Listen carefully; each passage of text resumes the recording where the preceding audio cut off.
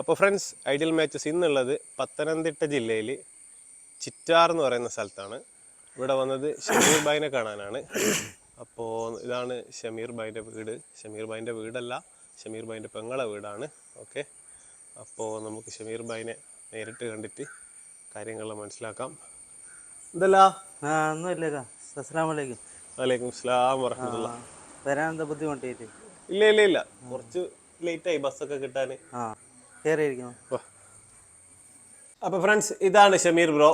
ഇത് കറക്റ്റ് എവിടെ സ്ഥലം വരുന്നത്? ഇത് പത്തനംതിട്ട ജില്ലയിലെ ചിറ്റാർ എന്ന് പറയുന്ന സ്ഥലം. പത്തനംതിട്ട ജില്ലയിൽ ചിറ്റാർ എന്ന് പറയുന്ന സ്ഥലത്ത് അല്ലേ? ഓക്കെ. നിങ്ങൾ എത്ര വരെ പഠിച്ചിട്ടുണ്ട്? ഞാൻ +2 വരെ പഠിച്ചായിരുന്നു. അത് കഴിഞ്ഞിട്ടോ? അത് കഴിഞ്ഞിട്ട് ITCക്ക് പോയായിരുന്നു. പിന്നെ ജോലി എന്തെന്ന് നോക്കിയില്ലേനോ?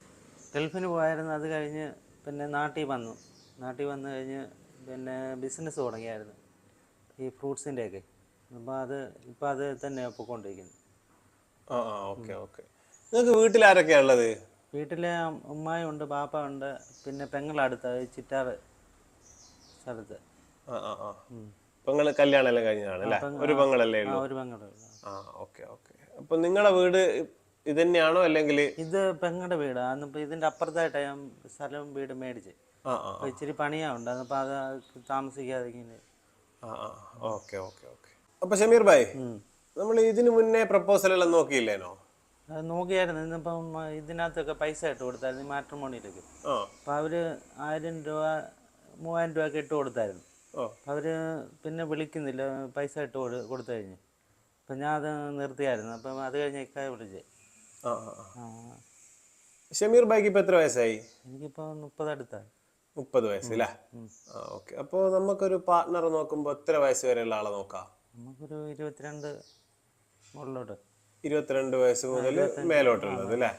ഒരു 27, 28 വയസ്സ് വരെ അല്ലേ? ഓക്കെ. ഏതൊക്കെ ജില്ലയിൽ നിന്നുള്ള ആൾക്കാരെ നോക്കാൻ പറ്റും നമുക്ക്? നമുക്ക് ജില്ല കുഴപ്പമില്ല, എവിടെയാണെങ്കിലും കുഴപ്പമൊന്നുമില്ല. നമ്മൾ കല്യാണം കഴിഞ്ഞിട്ട് ഇങ്ങോട്ടേക്ക് വരുന്ന രീതിയിലല്ലേ നോക്കും അല്ലേ? അപ്പോൾ ജില്ലയൊന്നും പ്രശ്നമില്ല അല്ലേ? ഓക്കെ. വരാൻ പോകുന്ന പാർട്ട്ണറെ പറ്റിയിട്ട് വേറെ എന്തെങ്കിലും പറയാനുണ്ടോ? നമുക്കങ്ങനെ വലുതായിട്ട് ഇതൊന്നും സാമ്പത്തികം അങ്ങനെ പ്രതീക്ഷിക്കുന്നില്ല.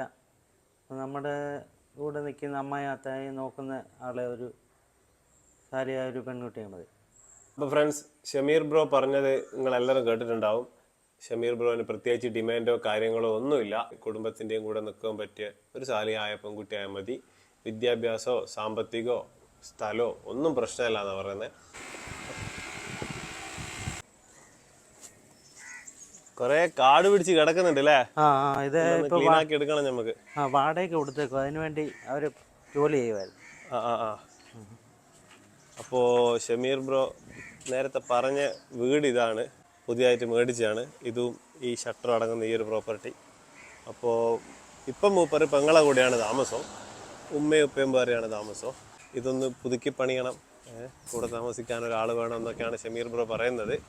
ഇത് അധിക ദൂരമൊന്നും ഇല്ല അല്ലേ? ഇല്ല, ഇതിന്റെ അപ്പുറത്തായിട്ടാ പെങ്ങളുടെ വീട്. 2-3 വീട് കഴിഞ്ഞ് പോയാൽ. ഓക്കെ. നമ്മളിപ്പോ വന്ന ദൂരം അല്ലേ? നടന്നു വരാനുള്ള ദൂരല്ലേ ഉള്ളൂ? അത്രേ ഉള്ളൂ. അപ്പൊ ഷമീർ ബ്രോ, ഇതേതാ മഹല്ല് വരുന്നേ? ഇത് മറ്റേ ചിറ്റാർ എന്ന് പറഞ്ഞ, ഞങ്ങളിപ്പോൾ ലാഹയിലായിരുന്നു ആദ്യം, അവിടെ ആയിരുന്നു. അപ്പം ഇപ്പൊ ഇവിടെ ഈ വീട് മേടിച്ചപ്പോ ഇപ്പൊ ചിറ്റാർ മഹല്ല. ഇപ്പൊ അങ്ങനെ ആദ്യമുള്ള മഹല്ല് അങ്ങാണ് അല്ലേ? ലാഹ എന്ന് പറഞ്ഞ്. ഇപ്പൊ താമസിക്കുന്നത് ചിറ്റാറാണ്. അപ്പോൾ ഫ്രണ്ട്സ്, കൂടുതലായിട്ട് ഒന്നും പറയാനില്ല. എപ്പം പറയുന്ന പോലെ തന്നെ ഇതൊരു ചെറിയ വീഡിയോ ആയതുകൊണ്ട് തന്നെ വളരെ ചുരുങ്ങിയ കാര്യങ്ങൾ മാത്രമേ ഇതിൽ ഉൾപ്പെടുത്താൻ പറ്റൂ. രണ്ടാൾക്കാരും നല്ലപോലെ അന്വേഷിച്ച് കാര്യങ്ങൾ ബോധ്യപ്പെട്ടതിന് ശേഷം മാത്രം ഒരു പ്രപ്പോസലിലേക്ക് നീങ്ങുക. കല്യാണത്തിന് ശേഷം ഉണ്ടാകുന്ന ഒരു കാര്യങ്ങൾക്കും നമ്മൾ ഉത്തരവാദിയായിരിക്കുന്നതല്ല. ശരിയായ രീതിയിൽ അന്വേഷിച്ച് നല്ലൊരു പ്രപ്പോസൽ നമ്മൾ ഷമീർ ഭായിക്ക് എത്തിച്ചു കൊടുക്കുക. അപ്പോൾ മറ്റൊരു കല്യാണക്കാരിയായിട്ട് വീണ്ടും കാണാം.